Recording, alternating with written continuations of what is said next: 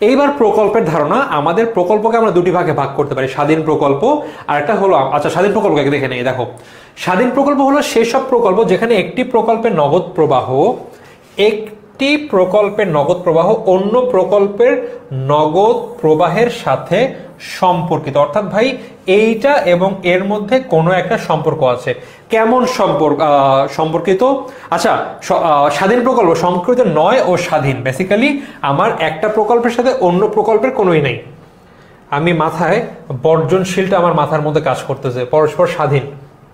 So একটি প্রকল্পের সাথে অন্যটি কিন্তু আমাদের কোনো সম্পর্কিত নয়। অর্থাৎ মনে করো আমি একটা টাকা আছে আমার কাছে, আমি একটা ফ্রিজ কিনবো, একটা টিভি কিনবো।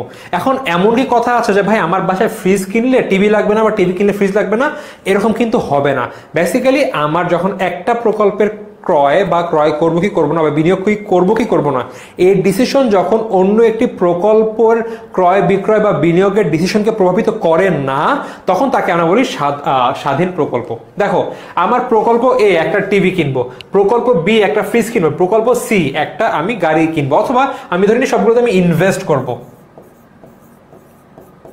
এখন দেখো, প্রকল্পের এর ইনভেস্টের সাথে প্রকল্পের বিতে মানে প্রকল্প এতে ইনভেস্ট করলে বিতে করব না, অথবা বিতে করলে সিতে করবো না, এমন কিন্তু কোনো ব্যাপার নেই। বরং আমার টাকা থাকলে আমি এতে করব, বিতে করব, সিতে করব। এখন দেখা গেল ভাই আমার কাছে টাকা কম, আমি তিনটা প্রকল্পতে ইনভেস্ট করতে পারবো না। ইন দ্যাট কেস আমি শুধুমাত্র এতে করব। আর একটু টাকা আছে, আমি জোরে সোরে আর একটা প্রকল্পতে করতে পারবো। ইন দ্যাট কেস আমি করবো বিতে। কারণ কি, আমার এর কিন্তু IRR বা আন্ত আয়ের হার রেট সবচেয়ে বেশি, আবার প্রকল্পের বি এর পজিশন সেকেন্ড, আর সবচেয়ে কম হচ্ছিল প্রকল্প সি এর। সো আমার যদি অবশ্যই একটিতে বিনিয়োগ করার অর্থ থাকে, আমি এখানে ইনভেস্ট করবো একে, আমার আরেকটু টাকা আছে আমি দুটোতে ইনভেস্ট করতে পারবো, আমি অবশ্যই করবো প্রকল্প বিতে। দেন আমার আরো টাকা আছে আমি তিনটাতেই করতে পারবো। ইন দ্যাট কেস আমি প্রকল্প সিতে কিন্তু ইনভেস্ট করব।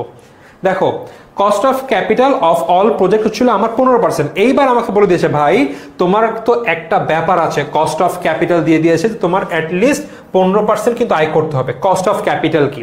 কস্ট অফ ক্যাপিটাল হচ্ছিল আমার সেই ব্যয়টা যেটা আমার একটা বিনিয়োগের অর্থ বা মূলধন সংগ্রহে খরচ হয়ে থাকে। এখন আমাকে বলে দিয়েছে ভাই তুমি কস্ট অফ ক্যাপিটাল হচ্ছিল বা আমার মূলধন ব্যয় ছিল 15%। ইন দ্যাট কেস আমার 15%-এর, আমি যদি কোনো প্রকল্প থেকে 15%-এর বেশি আয় পাই, শুধুমাত্র তখনই আমি সেখানে ইনভেস্ট করব। সো এরকম কোন প্রকল্প আছে এখানে? এখানে আছে হচ্ছিল প্রকল্প এ এবং প্রকল্প বি। সো আমি কিন্তু যখন আমাকে এইটা বলে দেওয়া হয়েছে, তখন আমি কখনোই আর প্রকল্প সিতে ইনভেস্ট করব না। সো এটা বেসিক্যালি স্বাধীন প্রকল্প বোঝানোর জন্য আমি বলেছি। দেখো, আমি এতে বিনিয়োগ করবো, বিতে করবো, সিতে করবো না। ওকে, এখন আমার কথা হচ্ছে যদি আমার কাছে পর্যাপ্ত মূলধন থাকে তাহলে এ বি দুটি গ্রহণযোগ্য, আর যদি পর্যাপ্ত মূলধন না থাকে তাহলে আমার শুধুমাত্র এ গ্রহণযোগ্য হবে। আচ্ছা, এখন আমাদের পরস্পর বর্জনশীল প্রকল্প কি? দেখো, পরস্পর বর্জনশীল প্রকল্প বেসিক্যালি ঠিক একই কেস, কিন্তু আমি একটি প্রকল্পতে ইনভেস্ট করলে আমি অন্য প্রকল্পে ইনভেস্ট করবো না। যদি এরকম একটা সিচুয়েশন ক্রিয়েট হয়ে যায়, তখন সেটাকে আমরা বলবো পরস্পর বর্জনশীল প্রকল্প।